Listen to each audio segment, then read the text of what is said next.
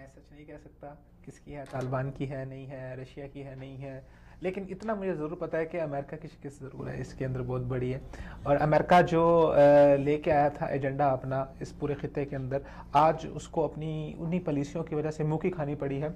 और अमेरिका आज से नहीं, बहुत देर से ये जाना चाह रहा था यहाँ से, लेकिन उसके हालात ऐसे नहीं थे और वो किस मुँह से जाता। तो खैर अभी उसने देख लिया कि उसके पास आखिरी हथियार आ गए, लेकिन अगर अभी भी वो इन इलाकों से ना निकला तो फिर अमेरिका का भी वही हाल होगा जो पहले रशिया का हुआ था। अमेरिका भी मेरे ख्याल से उससे ज़्यादा टुकड़ों में बट सकता था। तो ये जो अमेरिका निकल रहा है अफगानिस्तान से, क्या अमेरिका को निकालने में रशिया का कोई हाथ है इसमें?